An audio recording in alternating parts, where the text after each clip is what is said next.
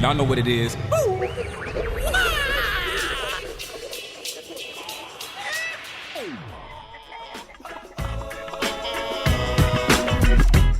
Welcome back to Eggs. Today's special guest is Carl Allen. Carl is a world-class entrepreneur, investor, and corporate dealmaker who's worked on more than 330 transactions worth close to $48 billion. After nearly missing the birth of his second son, he committed there and then to leave the rat race behind and committed to brokering and eventually buying businesses for himself. Today, Carl is considered one of the world's premier experts on buying and financing small business acquisitions. Carl founded Dealmaker Wealth Society, formerly Ninja Acquisitions, because he believes that starting a business from scratch is certifiably batshit crazy. He wanted to use his highly specialized skill set to help others realize that their dream of self-employment didn't have to be a long, hard, up-all-night slog with a 96% failure rate. Today, he helps thousands of entrepreneurs over the world buy existing, profitable small businesses that will immediately put money in their pockets. And best of all, he teaches them how to do all this without using a dime of their own capital. Here to talk about buying and selling small businesses, growing an empire via acquisition, building a legacy of multi-generational wealth, and so much more is our guest, Carl Allen. Hey, Carl, how are you? I'm good. Thanks for having me. Absolutely. Thanks so much for making the time to do this. We're thrilled to have you. Yeah, really appreciate it. So, Carl, why don't you give us a quick breakdown on your career, kind of from college to now, how you got to where you're at? Okay, so I've had a very interesting journey.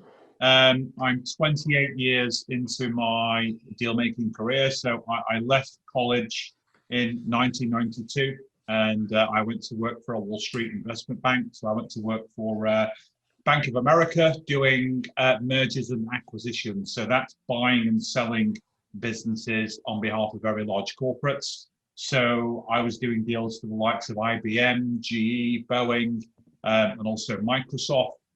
And then I was doing that until, into the early 2000s. And I got a little bit bored with that. So I went to business school in Chicago, did an MBA. And then after a little stint in private equity, I went to work for Hewlett-Packard. So I was one of the directors of acquisitions at HP. So I was flying all over the world doing some pretty monster deals for HP, some in the billions of dollars. And that took me all the way through till February the 1st, 2008. And my life and my world completely changed in the space of about 6 hours. So I'm in Moscow in Russia, and I'm in a boardroom, and I'm closing this deal for HP. And I'm in my final pitch. We're trying to get this deal done. And my phone's ringing all the time. That's my wife. My wife's like ringing me on the phone like every 60 seconds. And I said, sorry, guys, I got to take this call. Something's wrong, because my wife was pregnant.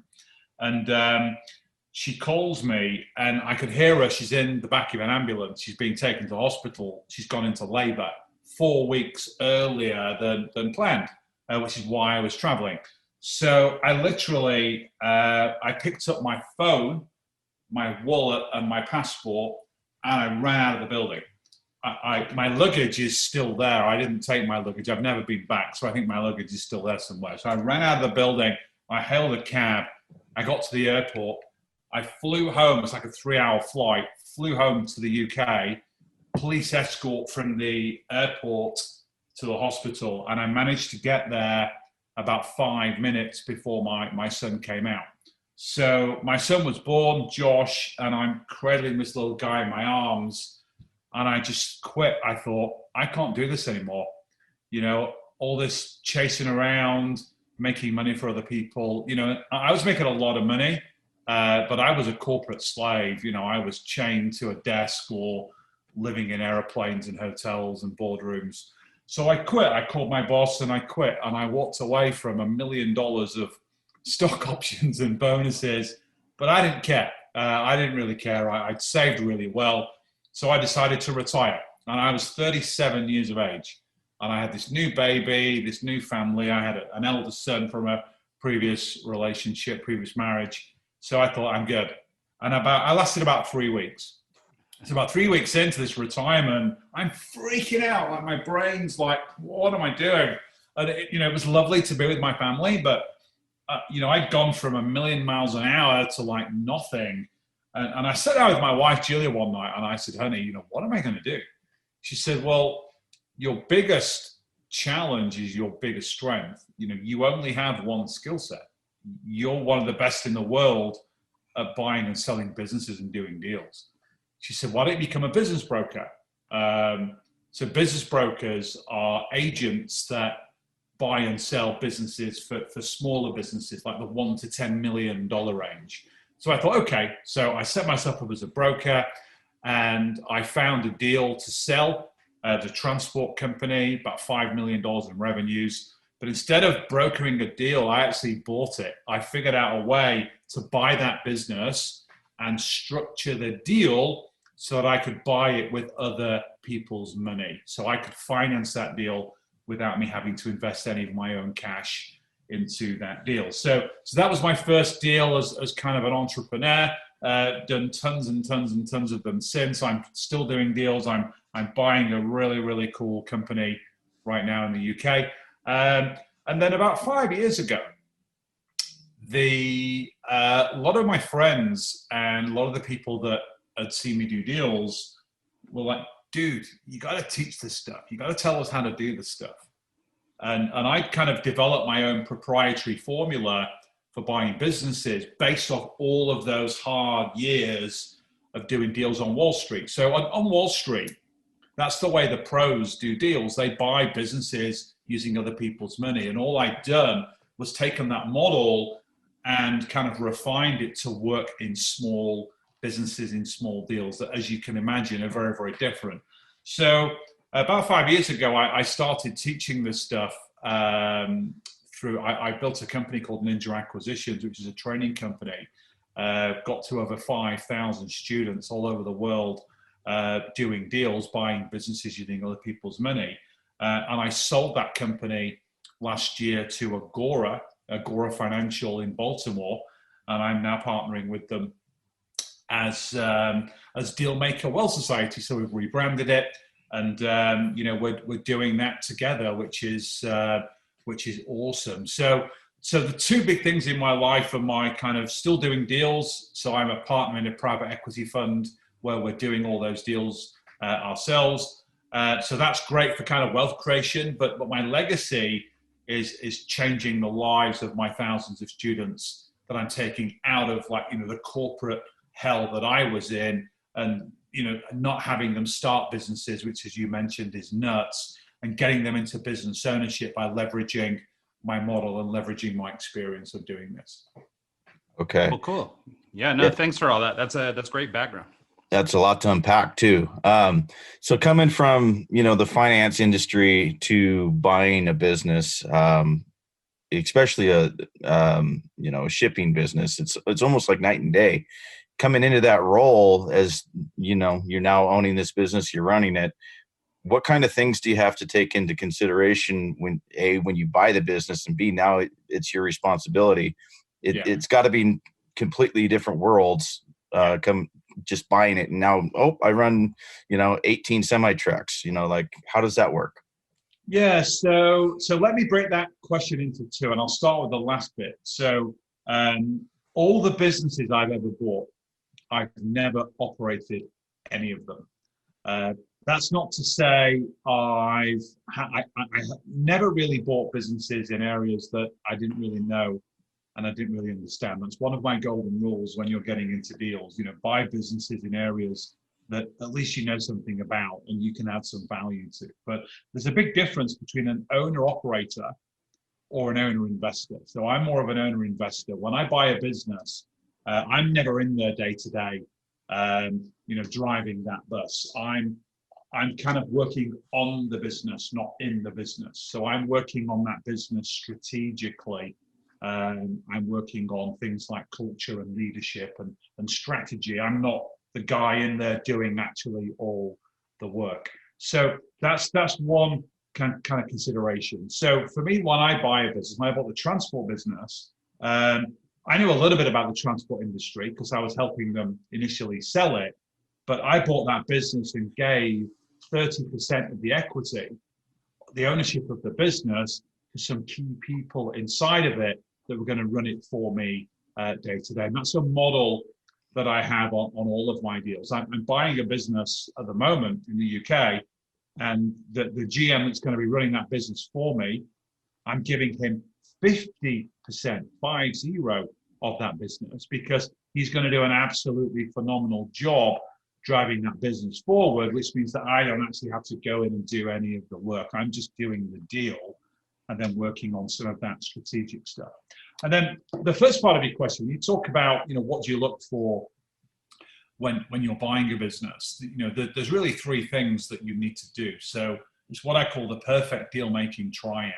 The first thing you need to look at when you're doing a deal is definitely buy something in an area that you know and that you understand and you can add value to. So if you're a sales guy for, say, IBM, go buy a small IT company. Don't buy a vineyard or a laundromat or a gas station. Because why would you? Buy something that you know something about, because then you can add a lot more value to it, grow it, and then sell it and make a lot of money. The second thing that you look for in a deal is you ideally want a distressed seller of a good, profitable business, not the other way around. You don't want a good seller of a distressed business. So I never advocate buying businesses that are in trouble.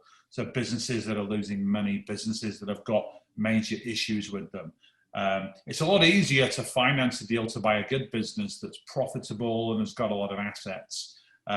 So that's point number three. You want a business that's got some financial DNA to allow you to raise capital to buy it. So you want a balance sheet that's got assets inside of it, whether that's real estate or fixed assets or receivables or inventory. And you want a business that's generating a lot of cash flow, because then obviously that will A, help you buy the business, but then B, once you've bought it, the cash flow that's left every month after paying off the financing, that's your money as the business owner, whether you're in there running that business or not. If you're not in there running it, it's almost like passive income. And it's like stacking an executive salary on top of each other every month for all the businesses that you own. Okay. Yeah, no, I think that's really interesting stuff. And I'm glad you touched on that idea of, should you know something about the business you're buying into? That was actually one of my first questions here was, should we understand the business we're buying, or are we buying it strictly as an investment, something that's totally standalone? So thanks for touching on that. There's one little caveat, Ryan, to that I'll just touch on very briefly, if I may. So so let's say you're in the IT industry and you're really good at it, and that would make a perfect sector for you to go and own a business, but you're absolutely like sick and tired of that industry. And you're like, I want to get out of this industry like as fast as I can. And let's say you're really passionate about, say, wine, and you want to go buy a vineyard. Now, if you were to try and do that on your own, be crazy if you don't know how, a vineyard business, a wine making business would work. But you can still do a deal like that. You just got to go and partner with somebody. So go find somebody that really knows and understands that space. You can do the deal, but then have that partner be your general manager, and then you can do that deal together and own that business together. So I'm not saying never go outside of your lane, but if you do, just go and partner with somebody that knows that industry. Yeah, no, and I think that makes sense. And I suppose based on what you were saying earlier, that partner could maybe be somebody already in the company, right? Like maybe they've already got a operations director, or they've got somebody, that would be a great leader or a great manager that you can go ahead and keep on in exchange for maybe some of that equity. Yeah, and how would you go about vetting that person? I'm coming in from the outside as an investor. You have someone who's already in the industry working. What are some key things that you would look at when you're analyzing this, not only the purchase and the acquisition, but your potential partnership that you're going into with this person? Yeah, so obviously you want somebody that's got some real chops in that particular role. If they're inside of the business already, great. If they're not, then obviously you've got to find that person externally on LinkedIn or someplace like that, to come in. And you want somebody that really shares, your vision for being able to grow that business. So for example, the business I'm buying right now in the UK, there is a general manager inside of that business already who's phenomenal. And his biggest frustration is he knows the business has been massively held back by the current owners who, are looking to retire and just don't have that passion anymore to really want to take the business to the next level. This business could be 10 times the size that it is right now. It's a multi-seven-figure business, can be 10x the size very, very quickly if somebody was to kind of take the shackles off it. And these two owners, husband and wife team, they've got the shackles on the business because they just don't have that mindset of wanting to keep growing this business at their stage in life. So that's something that I definitely look for. And I'm a big trust guy, and I have a very good kind of barometer on, I can read people and I can know very, very quickly whether I'm going to trust them or not. Because clearly, if I'm giving them a ton of equity and I'm putting them in to run a business that I've just bought, I want somebody that's really, really super trustworthy with a big heart, very strong morals like myself. So having all those things align, those are the things that you need to look at when you're looking at partners. Yeah, no, I think that makes a lot of sense. So you mentioned you mentioned earlier looking for sort of, a business that's thriving or doing well, but maybe has sort of a distressed owner. I wanted to talk to you a little bit about, in that situation, or maybe if the owner isn't that, distressed necessarily, but what is the incentive to sell a business to an investor like you versus, selling to somebody who might come in and operate the business? So like, why would they choose a deal with you? Is it just a matter of getting themselves out of a deal or getting out of a business, time to retire? Or like, why would they choose to work with somebody to take over a business just strictly from a financial standpoint, yet, maybe they have to keep operating it or something?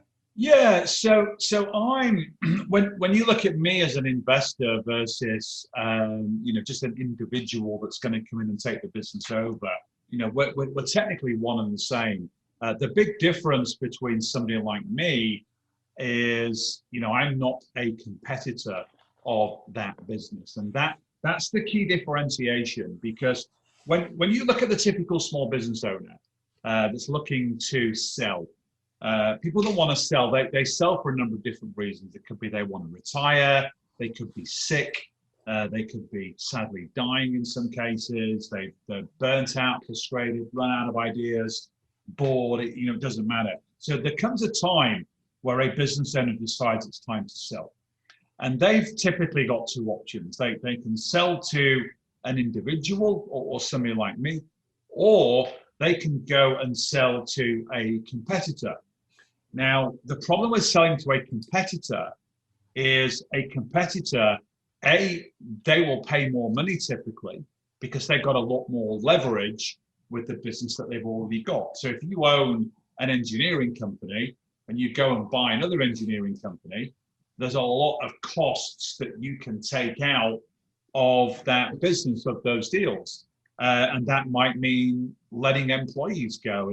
It'll involve changing the brand. It will, in some cases, involve, destroying the culture and the legacy that the owners created in that business. And if you look at a typical small business owner, let's say they've had their business 25 years, they've spent more time in that business than they have with their own family.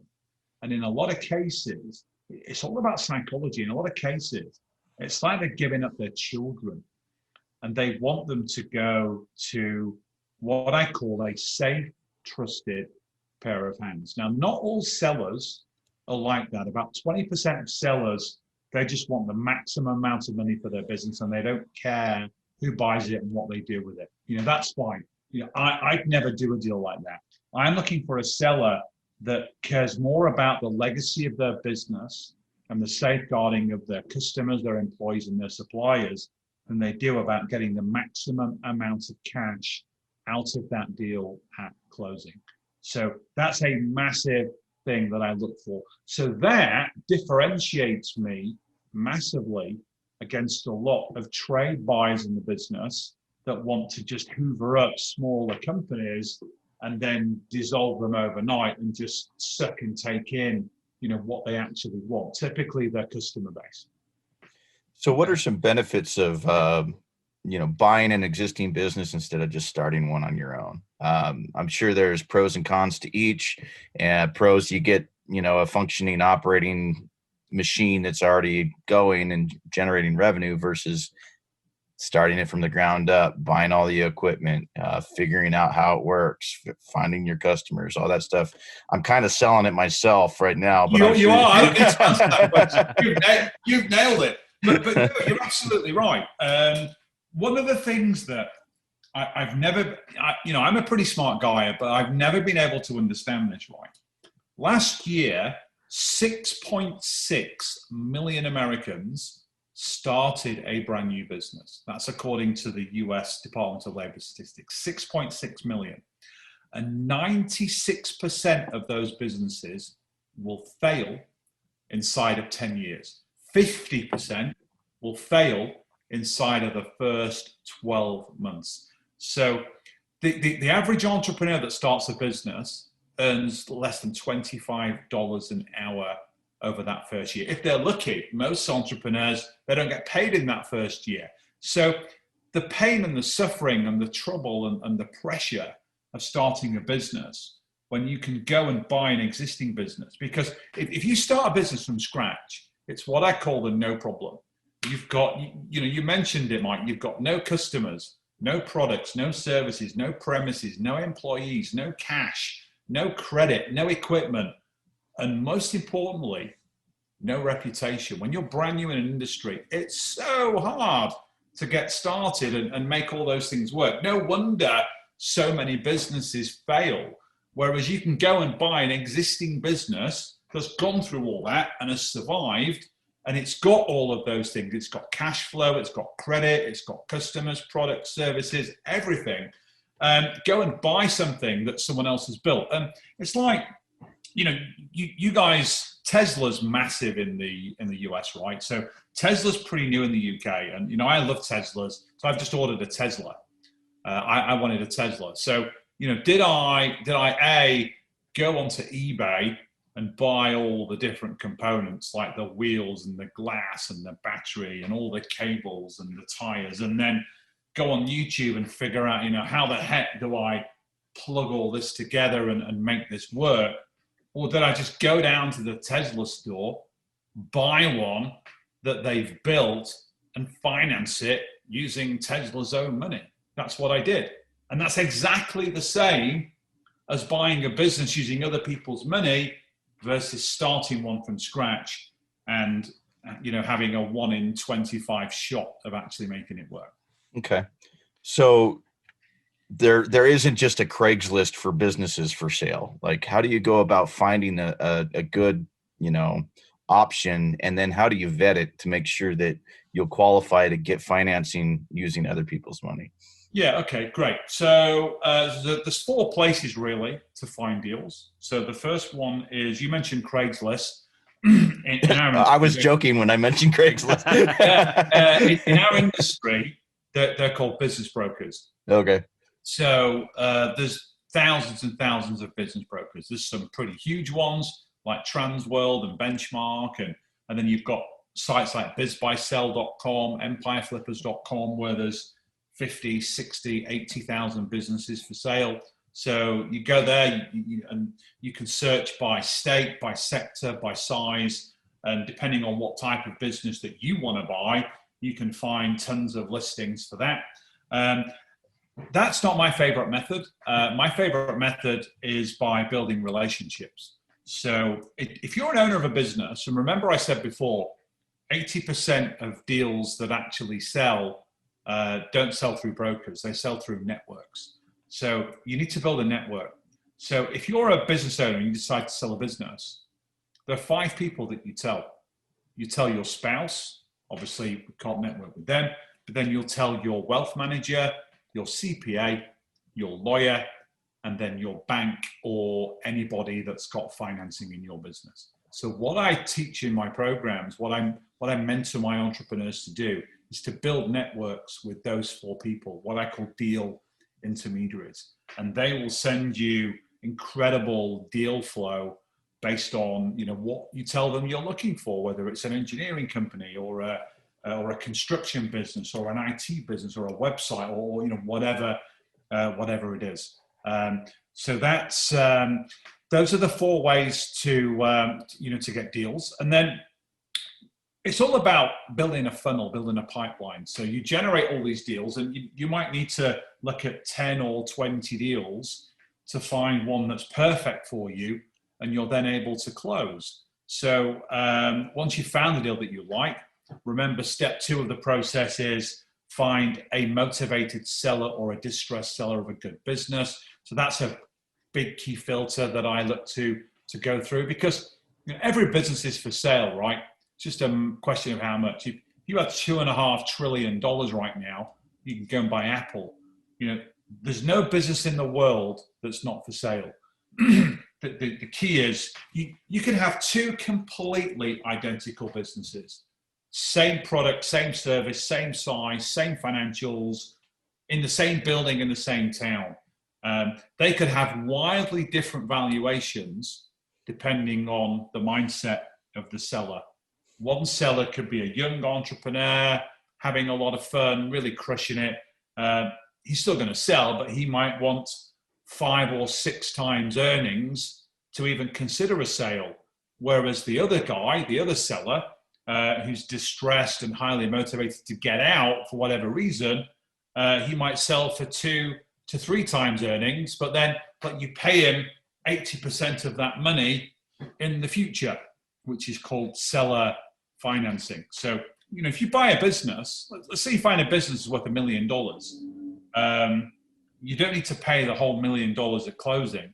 You can pay, in some cases, all of it in the future using deferred payments, which you can use the existing cash flow of the business to be able to do that. It's like the lease to buy model that you see in real estate. It works exactly the same when you're financing a business acquisition. It's interesting. Okay. Yeah. So when you're talking about other people's money, and maybe this is kind of a novice question, but when you're talking other people's money, I mean, I guess you're talking about banks. You just mentioned seller financing. I mean, I think sometimes people get caught up on these things. They start to feel funny to people who are maybe new to this kind of business, where they start feeling uncomfortable, like, they're doing something shady or something. So do you mind just sort of elaborating on where this money's coming from? And maybe back to Mike's question earlier about how do we vet a business well enough that one of these other people will provide the money? Yeah, okay. So let's talk about the sources of finance first. So the first thing is there's primarily 3 ways that you can finance a deal.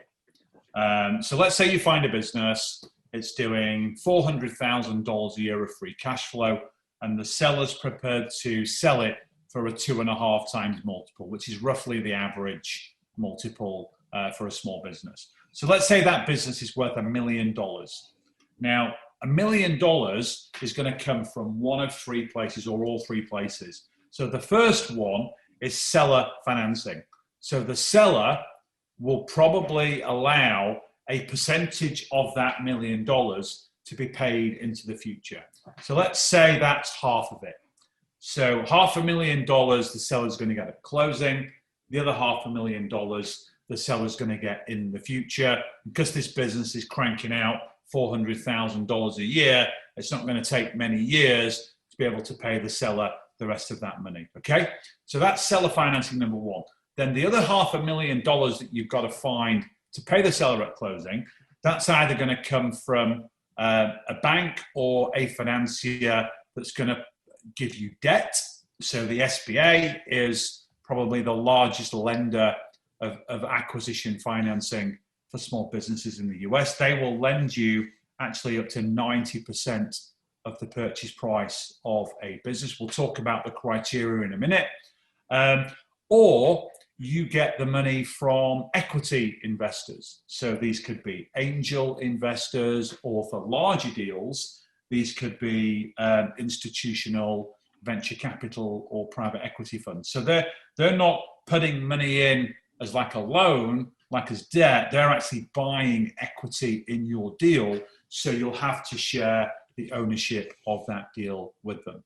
In terms of criteria, that is termed due diligence. So if you find a business and you want to buy it, and you go out, and obviously it's got to be profitable, You want to see a business that's got some assets in there as well. So it's got those kind of keys, those tools. Then what you do is you go and approach all the different financiers, and then if they like it, they will give you a term sheet, and then they will conduct something called due diligence. So they will go through all the numbers and look at the prospects of the business. They'll look at the future forecasts and just make sure that this is a really safe business for you to acquire, but more importantly, it's a deal that's safe for them to put their own money into it. Okay, so just to sort of reiterate or clarify or make sure that I understand that correctly then.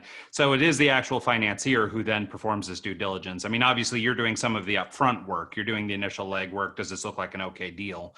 But by the time you're ready to present it to a financier, whoever that is, a VC or SBA or whomever, ideally you will have at least narrowed down to what you think is a good deal, and then it will be sort of on them to do some due diligence to make sure, I guess, that the investment. Yeah, that's right. So obviously you're doing some initial vetting. So is the business profitable? Is it growing? Do you like the business? Is it in a sector that and that you can add value to, and all the different things that we talked about before? And then once you've made an offer on that business and it's been accepted, and you're going through the transactional phase of closing that deal, then there are really three types of due diligence that are done. So all the financial due diligence is typically done by your financier. There's obviously legal due diligence that's done. So depending on what type of business you're buying, whether it's an LLC, S Corp, C Corp, partnership, whatever, there'll be a lawyer will have to do some due diligence just to make sure that everything is okay. There's not been any litigation. Any intellectual property in the business is all tied up properly. And then there'll be some commercial due diligence as well, just making sure that you're buying in a market that's growing. There's no pending major threats to that particular industry. Some of that you can do yourself. Again, if you know that industry, it from your experience, that makes it a lot easier. Or again, if you're buying in a sector that you don't know and you're using a partner, that partner can do that commercial due diligence for you. So Okay. how much does psychology play into the acquisition of a business versus just the numbers? Like some people, they see the shiny red car and they have to have the shiny red car.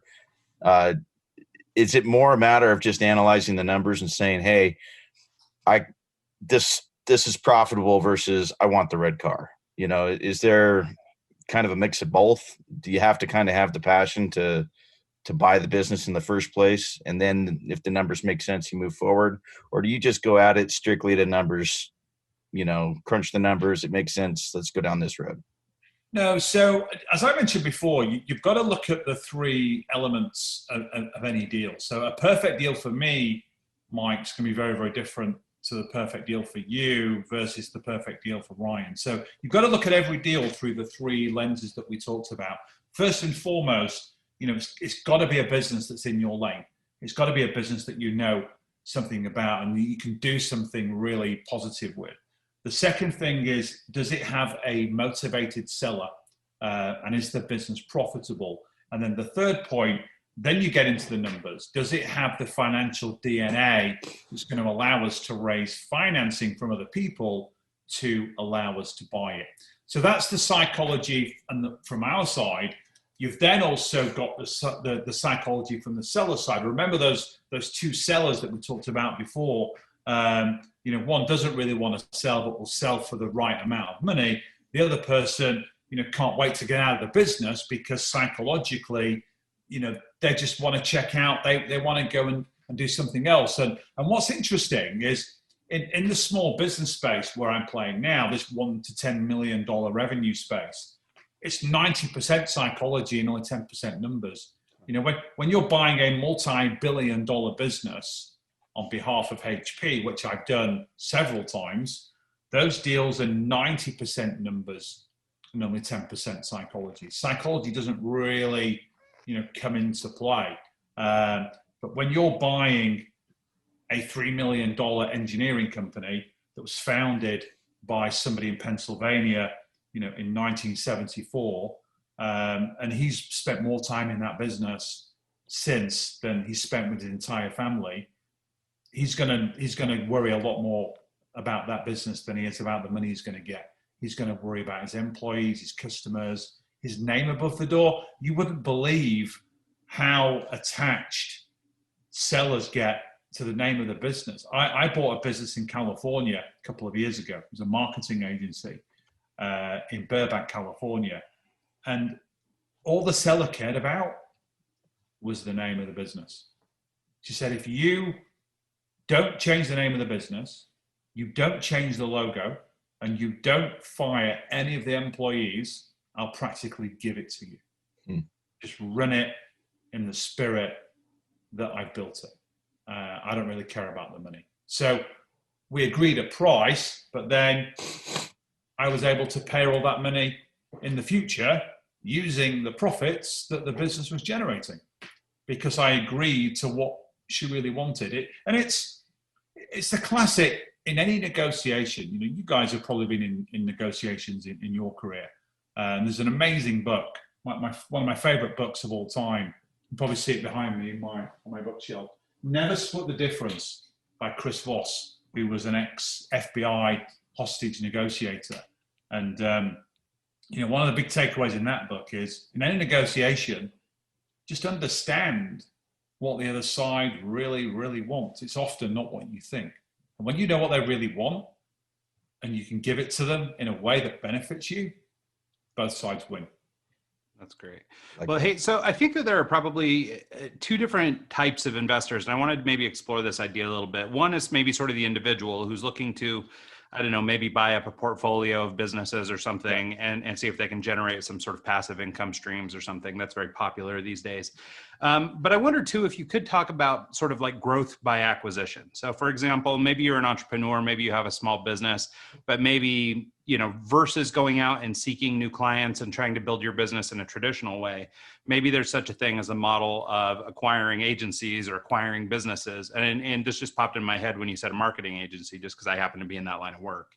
Yeah. And, you know, and it made me wonder, you know, well, is there such a thing as, I guess, you know, finding organizations like this that are in your industry and sort of, you know, absorbing them or acquiring them as a means to growth versus, you know, sort of a traditional go out and find new clients kind of work. Absolutely. And, you know, that's all the big guys do. You know, you look at Cisco, you look at Facebook, you look at Apple even, you know, they've all grown by acquisition.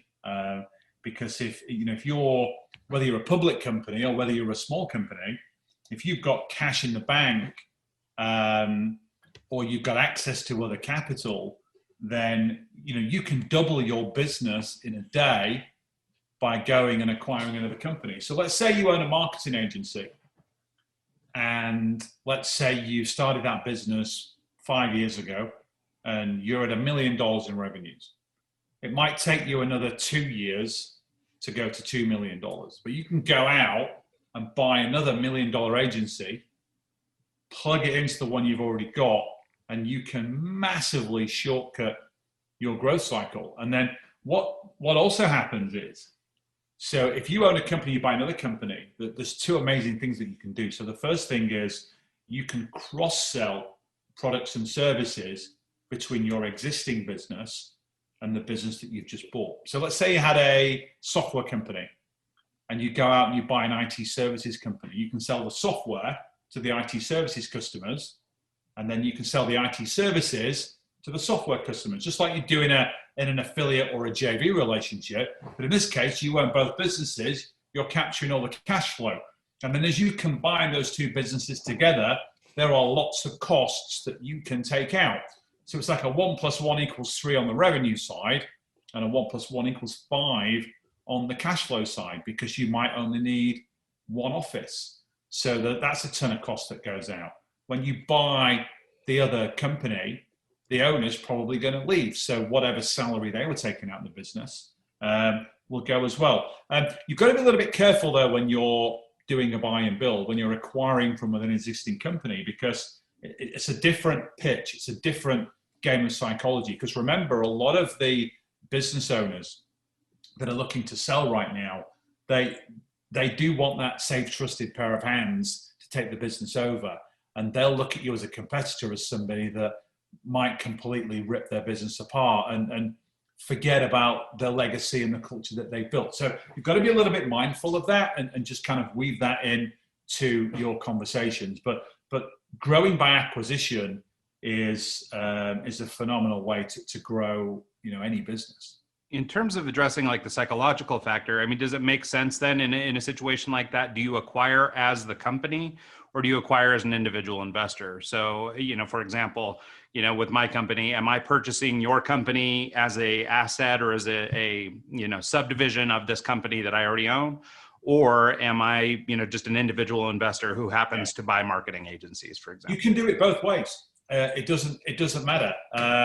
If you're leveraging other people's money on the strength of what that's going to do to your existing business, then you're better off doing it from within the business you've already got.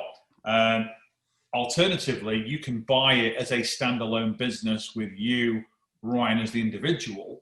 So you've got two businesses that are legally detached, but then you can set up all of those kind of arm's length relationships to generate that cross-selling ability. And then plus, you can share resources between those two businesses and kind of optimize what your overhead is, across those two. So you can do it either way. It doesn't really make any difference. I'm not a tax advisor, so I big caveat. I wouldn't want to give you any tax advice, but if you wanted to do that, go talk to your CPA, and they'll advise you that the most tax efficient way, for you to do it. Okay. Yeah, no, I just wondered if maybe that would be a way around that sort of, feeling like a competitor's coming to snipe your business sort of idea. Yeah.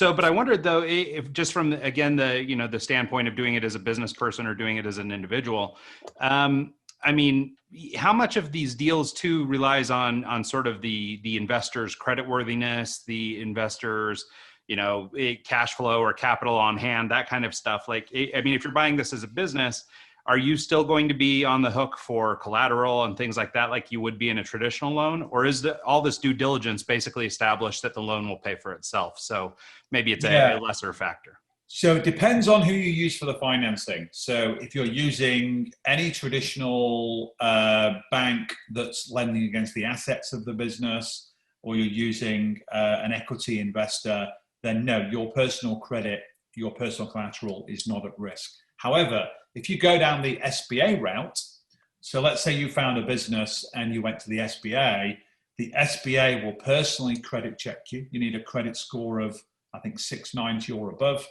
They will put 90% of the purchase price in as financing. So you've just got to find the other 10%, but they will make you sign a personal guarantee as well. So some people don't like that.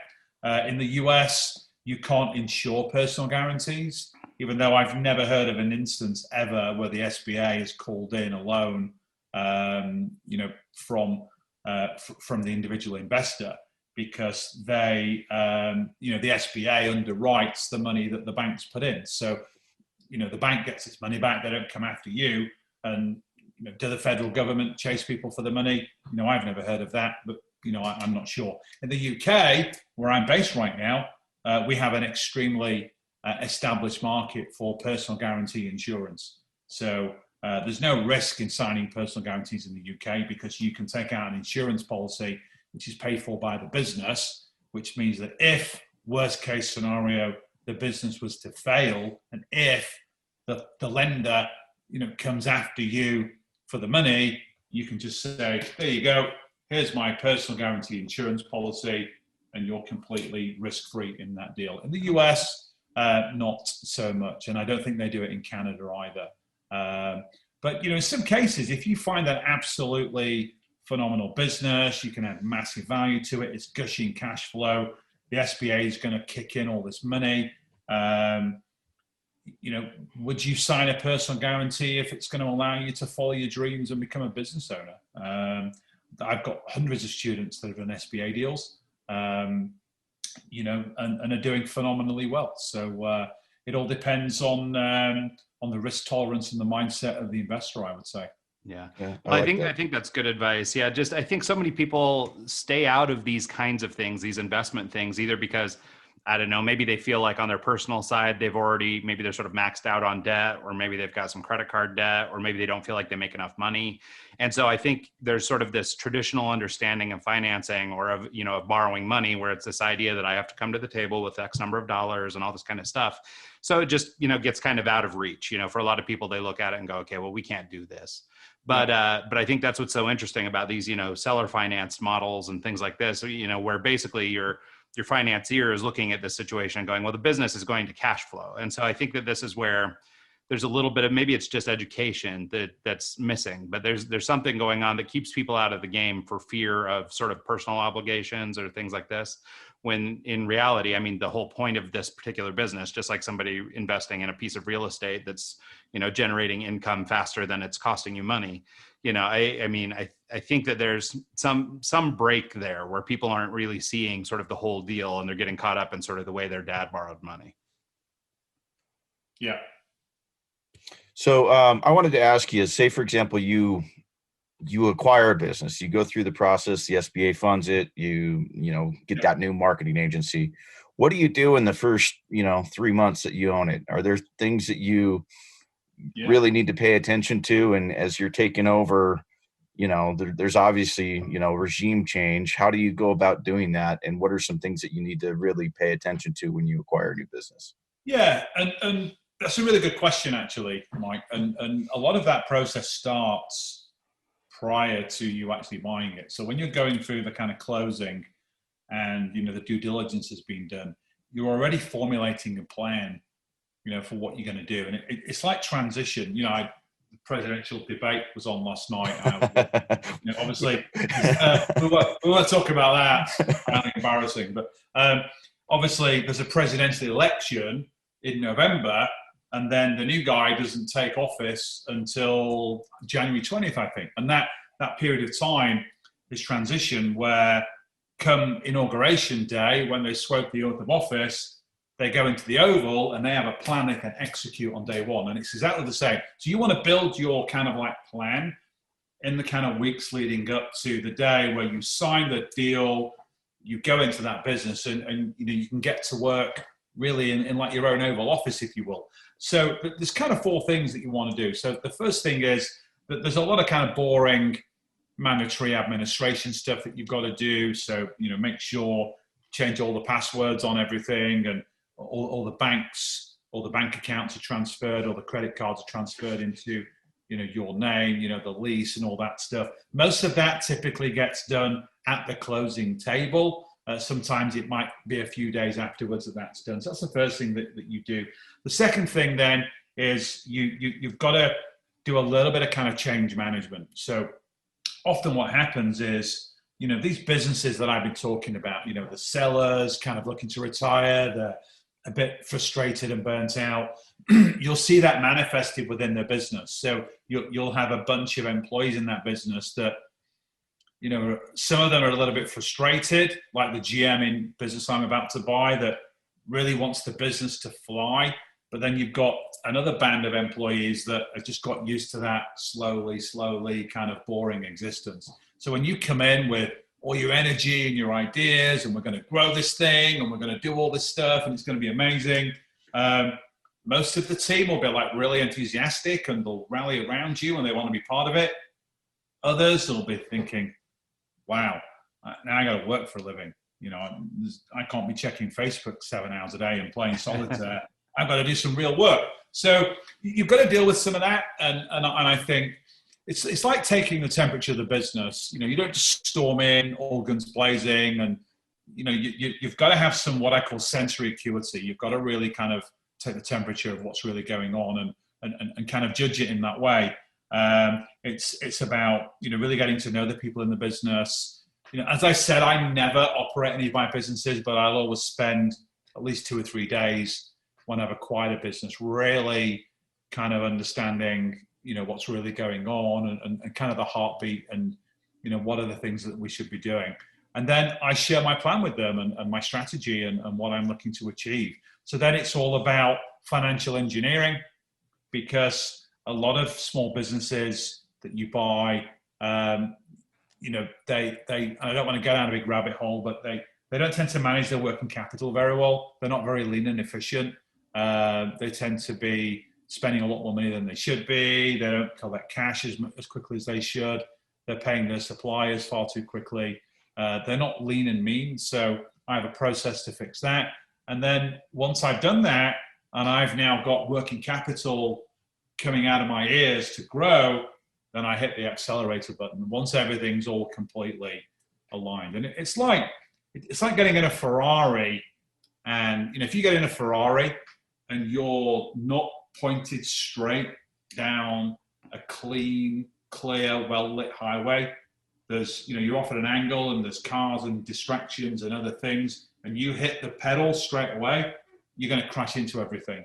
You want to clean that road up and have a completely straight runway to kind of go down. And then once all that's aligned, and typically takes about 2 to 3 weeks, then you can push the pedal down and really look to go forward. And what's really interesting, virtually every business I've ever bought, and I've bought tons of them, and all the businesses that my students have bought, hundreds and hundreds of them, they all tell me the same thing.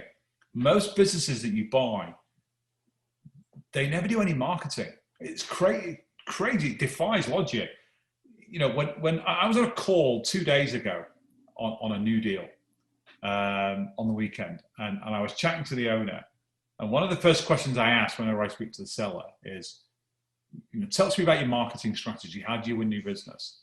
And they say, this is what's great, Carl, about our business. We don't do any marketing. All of our revenue comes from repeat customers and word of mouth referrals.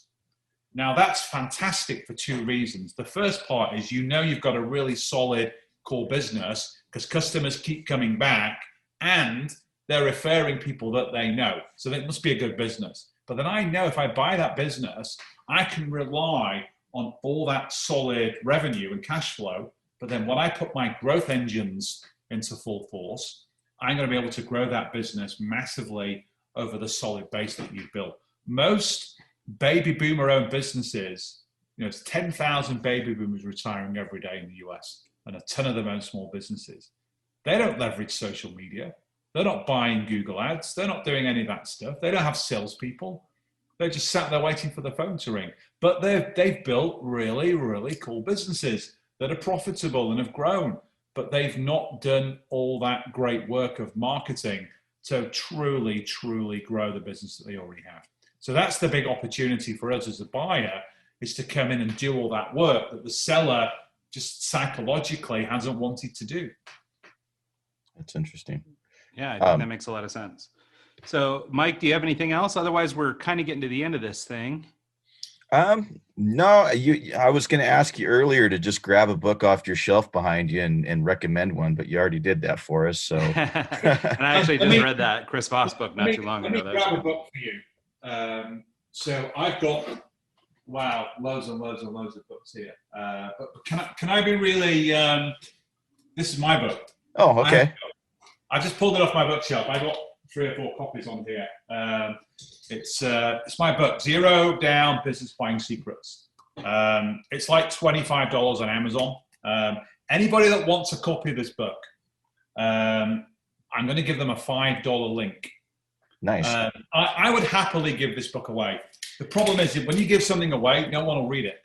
If somebody pays even $5, it triggers a switch in someone's brain to try and get value from it. So anybody that's curious about what I do, anybody that wants to understand, that I go through the whole process in this book, anybody that wants to understand what it takes to do deals, because it's not for everybody, and wants to understand, great way to get started, they can have a copy of my book for $5. If they go to trainwithcarl.com/eggs, EGGS, so it's a code I've done specifically for you guys. So trainwithcarl.com/eggs, they can get a copy of my book for $5, and it will teach them a lot in a very short space of time about how to buy a business using other people's money.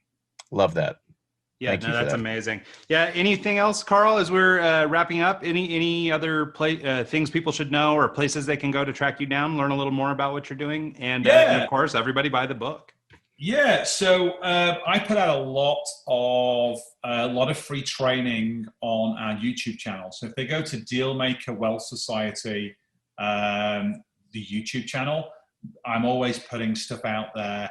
I structured an entire deal once in about 15 minutes on a YouTube video, and it got like a gazillion hits and comments because no one's ever done that before. But that's just the way I roll. You know, I wanted to show people how to do this.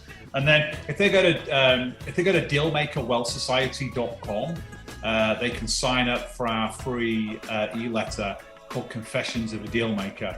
So I'm cranking out content 3 or 4 times a week. You know, deals that I've done, places that I've been, you know, nuggets and wisdoms and all the things that I've done over my career. So that's an interesting thing, and it's kind of warts and all. You know, I don't hold back. You know, I do videos in my house. I do stuff with my kids. You know, I'm teaching my kids how to do deals. It's pretty awesome. So yeah, those are the places to come track me down. Great. Well, that's awesome. Well, thank you so much, Carl. I think this has been really informational. Actually, it's got my brain turning on a bunch of ideas all of a sudden. So I really appreciate your time. Thanks so much for showing up. You're welcome, guys. Have a great rest of your day. See you soon. Yep, absolutely. And thanks to everybody who's tuned in this week and every week, and we'll see y'all next time.